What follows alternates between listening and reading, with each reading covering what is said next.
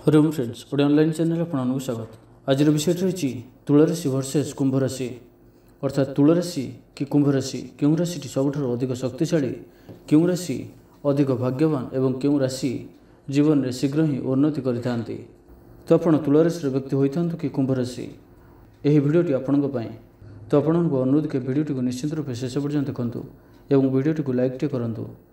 यह भिडटे आम तुला राशि व्यक्ति और कुंभ राशि व्यक्ति उभयंकर गुण, स्वभाव, भविष्यत एवं एम जीवन में केवे खुशी आसी थाए सबकि जापर भिडियो मध्यम। तो भिडियो को निश्चित रूपे शेष पर्यटन देखूँ। तो प्रथम आसुन जाना तुला राशि विषय में।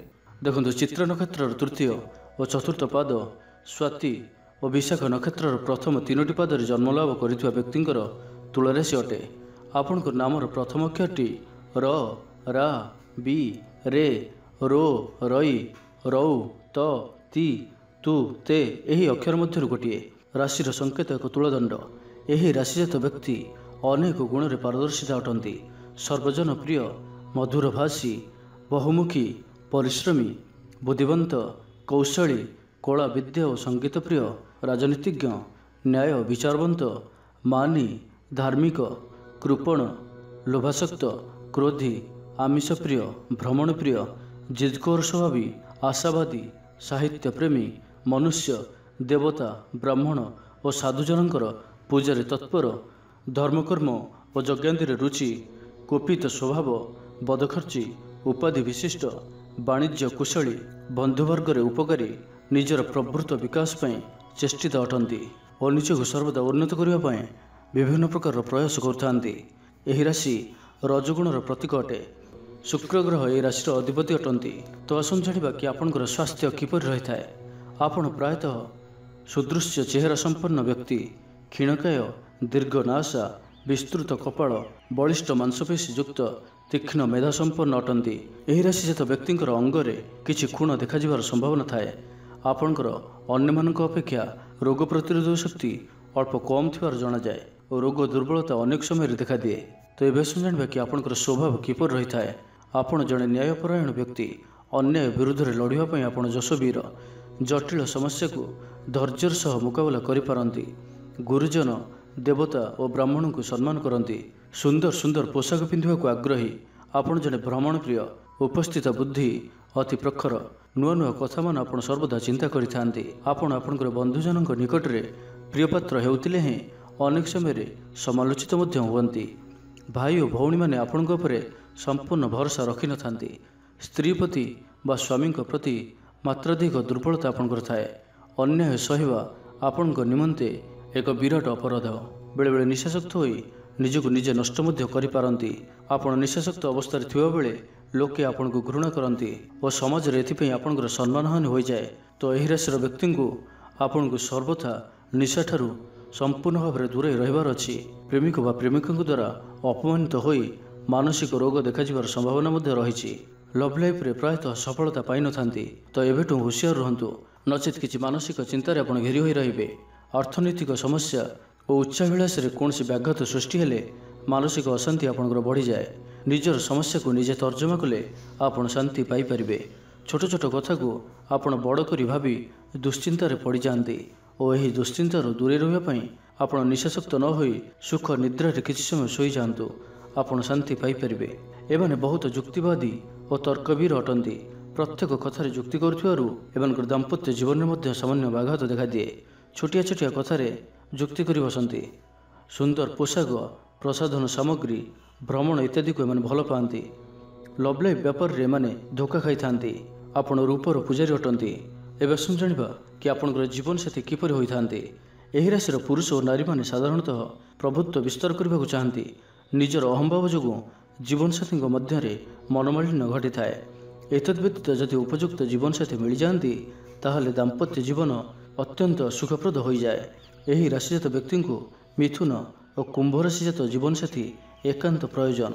जदि यही राशि आप विवाह करथांती तो आपणकर जीवन निश्चय ही सुखमय होता है। यही राशिर पुरुष माने तांकर जीवनसाथी प्रति अति निर्दय होवर अनेक क्षेत्र में देखा दिए। एमाने तांकर जीवनसाथी को पोइल ठार आहरी हीन भाव में देखिबार अनेक दृष्टांत रही। केतेक पुरुष जीवनसाथी द्वारा कंडे हो नाचबार ଦେଖାଯାଇଥାଏ। ଜୀବନସାଥୀର ଅନୁପସ୍ଥିତିକୁ ଆପଣ କେବେ ବି ସହିପାରନ୍ତି ନାହିଁ। ଏବେ ଆସନ୍ତୁ ଜାଣିବେ କି ଆପଣଙ୍କର ପାରିବାରିକ ଜୀବନ କିପରି ହୋଇଥାଏ। ଦେବତା, ବ୍ରାହ୍ମଣ ଓ ଗୁରୁଜନମାନଙ୍କ ପ୍ରତି ଭକ୍ତି, ସେବା ଓ ସମ୍ମାନ ପ୍ରଦର୍ଶନ କରିବାର ଦେଖାଦିଏ। ଭଉଣୀମାନଙ୍କ ପ୍ରତି ଆପଣ ଯେତେ ସ୍ନେହପରାୟଣ ହେଲେ ବି ଅନେକ କ୍ଷେତ୍ରରେ ସେମାନଙ୍କ ଦ୍ୱାରା ସମ୍ପୂର୍ଣ୍ଣ ଆଦୃତ ହୋଇପାରିନଥାନ୍ତି। ଆପଣ ଜଣେ ରକ୍ଷଣଶୀଳ ଓ ସଂସ୍କାର ବିରୋଧୀ ଅଟନ୍ତି। ପ୍ରତ୍ୟେକ କଥା ଓ କାର୍ଯ୍ୟରେ ନ୍ୟାୟକୁ ଖୋଜି ବସିଥାନ୍ତି। ପରିବାରର ମତ ଗୋଟେ ପଟେ ଥିବାବେଳେ ଆପଣଙ୍କୁ ଅନେକ ବିରୋଧ କରିଥାନ୍ତି। ନିଜର ଅହମିକାକୁ ପରିତ୍ୟାଗ କରି ବୁଝାମଣାରେ ଚାଲିଲେ ଆପଣଙ୍କର ପରିବାର ହସି ଉଠିବ। ଏବେ ଆସନ୍ତୁ ଜାଣିବେ କି ଆପଣଙ୍କର ବନ୍ଧୁତା କିପରି ରହିଥାଏ। ଆପଣ ସାଧାରଣତଃ ଅତି ଭଦ୍ର, ଶିଷ୍ଟ, ସୌଜନ୍ୟଶୀଳ ଓ ହୃଦୟବାନ। ଆପଣ ସମାଜରେ ସବୁଠାରେ ଆଦରଣୀୟ ହୋଇପାରନ୍ତି। ଆପଣଙ୍କର ବଚନ ମଧୁର, ତିଳକ ସରୁ, ପରକୁ ଆପଣାର କରି ଚଳିବାକୁ ଭଲ ପାଆନ୍ତି। ଆପଣ ଅନ୍ୟ ନିକଟରେ ବନ୍ଧୁତା ପ୍ରଦାନ କରିପାରନ୍ତି କିନ୍ତୁ ଗ୍ରହଣ କରିପାରିନଥାନ୍ତି। ଏହି ରାଶିଜାତ ବ୍ୟକ୍ତି ବାସ୍ତବବାଦୀ ଓ ପ୍ରତ୍ୟେକ କଥା ଓ କାର୍ଯ୍ୟରେ ଭଲମନ୍ଦର ବିଚାର କରିଥାନ୍ତି। ବେଳେବେଳେ ଈର୍ଷାପରାୟଣ ମଧ୍ୟ ହୋଇପଡ଼ନ୍ତି। ଏମାନଙ୍କର ଆଚରଣରେ ଶତ୍ରୁପକ୍ଷ ନୀରବ ରହିଯାଆନ୍ତି। ଶତ୍ରୁଙ୍କୁ କାବୁ କରିବାରେ ଏମାନେ ସିଦ୍ଧହସ୍ତ। ଏକାକୀ କାହା ସହିତ ବି ଶତ୍ରୁତା କରନ୍ତି ନାହିଁ। ଏବେ ଆସନ୍ତୁ ଜାଣିବା ଆପଣଙ୍କର କିଛି ଶୁଭ ଜିନିଷ ବିଷୟରେ।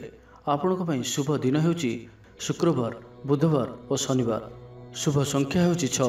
ଶୁଭ ଧାତୁ ହେଉଛି ରୂପା। ଶ୍ରେଷ୍ଠ ରତ୍ନ ହେଉଛି ହୀରା, ମୂଳ ପାଶପର୍ଣ୍ଣ। ଶୁଭ ରଙ୍ଗ ହେଉଛି ଧଳା, ନୀଳ ଓ ସବୁଜ ରଙ୍ଗ। ଏହା ଆପଣଙ୍କ ପାଇଁ ଅତ୍ୟନ୍ତ ଉତ୍ତମ ଅଟେ। ଆରାଧ୍ୟ ଦେବତା ମହାଲକ୍ଷ୍ମୀ। ବିଷ୍ଣୁଙ୍କୁ ମଧ୍ୟ ପୂଜା କରାଯାଇପାରେ। ତନ୍ତ୍ରମତେ କମଳା। ଅବତାର ପରଶୁରାମ ଓ ରାମ। ପ୍ରକାରାନ୍ତର ଦେବତା ଅନ୍ନପୂର୍ଣ୍ଣା। ତ ଏହି ରାଶିର ବ୍ୟକ୍ତିଙ୍କୁ ମା ଲକ୍ଷ୍ମୀଙ୍କର କୃପା ସହଜରେ ହିଁ ପ୍ରାପ୍ତ ହୋଇଥାଏ। ତ ଏବେ ଆସନ୍ତୁ ଜାଣିବା କୁମ୍ଭ ରାଶି ବିଷୟରେ। ଦେଖନ୍ତୁ, ଏହି ରାଶିଜାତ ବ୍ୟକ୍ତିଙ୍କର ଧନିଷ୍ଠା ନକ୍ଷତ୍ର, ଶତଭିକ୍ଷା ନକ୍ଷତ୍ର ଓ ପୂର୍ବଭଦ୍ର ନକ୍ଷତ୍ର ହୋଇଥିବ। ଏମାନଙ୍କର ନାମର ପ୍ରଥମ ଅକ୍ଷର ଗୁ, ଗେ, ଗୌ, ସ, ସି, ସୋ, ସେ, ଦା, ତେ ଏଥିମଧ୍ୟରୁ ଅନ୍ୟତମ ଅଟେ।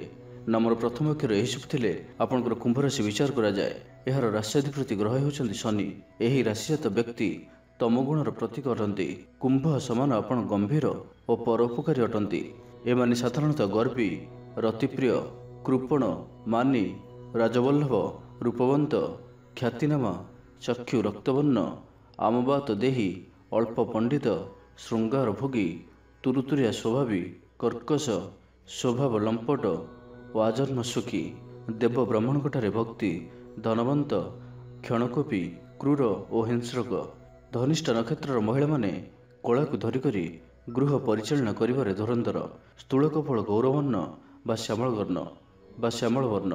ପୃଥୁଳ ଶରୀର, ବୁଦ୍ଧିମନ୍ତ, ବିଦ୍ୱାନ, କବି, ପଣ୍ଡିତ, ସୁଲେଖକ, ବିଚକ୍ଷଣ ବୁଦ୍ଧି, ଗାନ୍ଧାର ବିଦ୍ୟାରେ ରତ, ଗୀତ ବାଦ୍ୟପ୍ରିୟ, କୌତୁକୀ, ମଧୁର ବଚନ, ଗାୟକ ଓ ଗାୟିକା, ବିପୁଳ ଲକ୍ଷ୍ମୀ, ବହୁଳ ବ୍ୟୟ, ଯାଚି ଦିଅଇ, ତିନିଗୁଣ ନିୟଇ, ରାଜସେବା, ତେଜବନ୍ତ, ବାତ ପିତ୍ତ ଦେହୀ, ଶାକାହାରରେ ଶ୍ରଦ୍ଧା, ଆମିଷ ଭକ୍ଷଣ କରନ୍ତି, ମଧୁରସରେ ପ୍ରୀତି, ପେଟବ୍ୟଥା, କାମତୁର, ବାଣିଜ୍ୟରେ ଲାଭ, ଚାଷରେ ମଧ୍ୟମ, ପ୍ରଶଂସାର ପାତ୍ର, ବିଷ୍ଣୁ ବୈଷ୍ଣବ ସେବାକାରୀ, ପାପପୁଣ୍ୟ ବିଚାରକ, ଉତ୍ତମ ବୈଦ୍ୟ, ରାଜନୀତିଜ୍ଞ, ଗୃହ ବୈଦ୍ୟ ଓ ତ୍ରିକାଳଦର୍ଶୀ।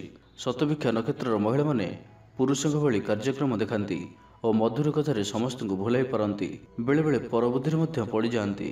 ଗଜକପାଳ, ହର୍ଷମୁଖ, ବିଦ୍ୟାରେ ଶ୍ରଦ୍ଧା, ଚଞ୍ଚଳା, ପାଣ୍ଡିତ୍ୟ, କୁଳଶ୍ରେଷ୍ଠ, କେଶ ଉତ୍ତମ, ଭାର୍ଯ୍ୟ ଦୁଷ୍ଟ, ବହୁକୁଟୁମ୍ବୀ, ରାଜସେବକ, ବହୁ ବିଳାସୀ, କୃଷିକାରୀ, ବିଚାରକ, ଉଚ୍ଚମନା, ଭୋଜନପ୍ରିୟ, ବାଲ୍ୟକାଳେ ଦୁଃଖୀ, ଦାନ୍ତମାନ ବଡ଼ ବଡ଼, ଅଳ୍ପଦାତା ଓ ପୂର୍ବଭଦ୍ର ନକ୍ଷତ୍ରର ମହିଳାମାନେ ଦେବତା ଭକ୍ତି ଉପାସନାରେ ବ୍ରତୀ ହୁଅନ୍ତି। ତ ଏବେ ଜାଣିବା କି କୁମ୍ଭରାଶିର ବ୍ୟକ୍ତିମାନଙ୍କ ପାଇଁ ଏମାନଙ୍କର ସ୍ୱାସ୍ଥ୍ୟ କିପରି ରହିଥାଏ। ଏମାନଙ୍କର ଚେହେରାର ବିଶେଷତ୍ୱ ହେଲା ମଧ୍ୟମ ଉଚ୍ଚତା ସମ୍ପନ୍ନ ବ୍ୟକ୍ତି, କର୍କଶ କଣ୍ଠ, ରୂପବନ୍ତ କର୍ଣ୍ଣ, ସୁନ୍ଦର ଚକ୍ଷୁ, ରକ୍ତବର୍ଣ୍ଣ, ଦୀର୍ଘ ଗ୍ରୀବା, ପ୍ରଶସ୍ତ ପୃଷ୍ଠଦେଶ ଓ ଦୀର୍ଘ ଚରଣ, ଉରୁପୃଷ୍ଠ ବଡ଼ ବଡ଼ ଦାନ୍ତ, ଖର, ଲୋମସ, ଜଘନ କଟି ଓ ଉଦରାଙ୍ଗର ସ୍ଥୂଳତା।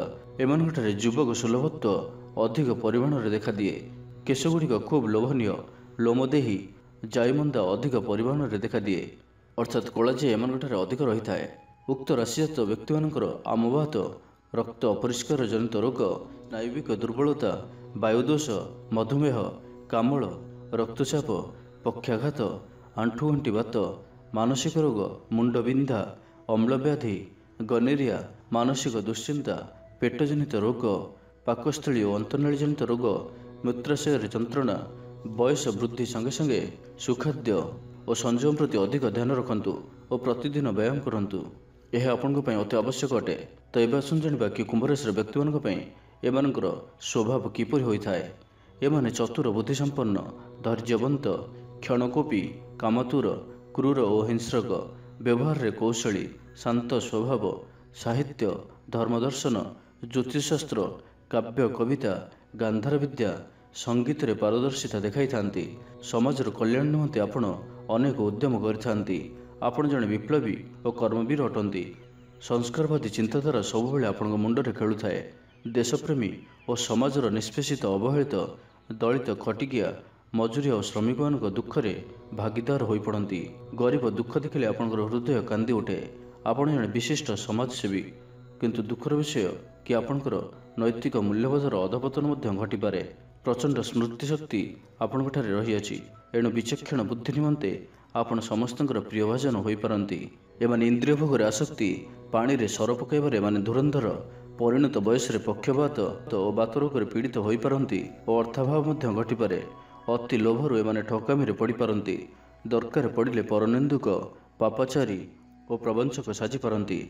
ଅର୍ଥପିପାସା, ଅସ୍ଥିରତା ଓ ପ୍ରେମିକ ଏମାନେ ସାଜିଥାନ୍ତି। ଅତ୍ୟଧିକ ମାନସିକ ପରିଶ୍ରମ କରି ଆପଣ ବିବ୍ରତ ହୋଇପଡ଼ନ୍ତି। ଆପଣଙ୍କ ଆଖି ଆଗରେ ଆପଣ ଦୁର୍ନୀତିକୁ ପ୍ରଶ୍ରୟ ଦିଅନ୍ତି ନାହିଁ। ମିଥ୍ୟା ମୋକଦ୍ଦମାରେ ପଡ଼ି ହଇରାଣ ହୁଅନ୍ତି। ପ୍ରକୃତି ଅସ୍ଥିର ଯୋଗୁଁ ଆପଣ ସମାଜରେ ନିନ୍ଦା ପାଇଥାନ୍ତି। ବହୁ ଆଡ଼ମ୍ବର ଦେଖାଇଥାନ୍ତି ଓ ତା ପରମୁହୂର୍ତ୍ତରେ ଫସର ଫାଟିଯାଏ। ନିଜର ଆତ୍ମୀୟମାନଙ୍କଠାରୁ ପରାମର୍ଶ ନିଅନ୍ତୁ। ନିଜକୁ ବିଚକ୍ଷଣ ବୋଲି ଭାବିଲେ ହେବ ନାହିଁ। ଜୀବନଟାକୁ ଆନନ୍ଦ ଉପଭୋଗ ମଧ୍ୟରେ ନଷ୍ଟ କରି ଦିଅନ୍ତୁ ନାହିଁ।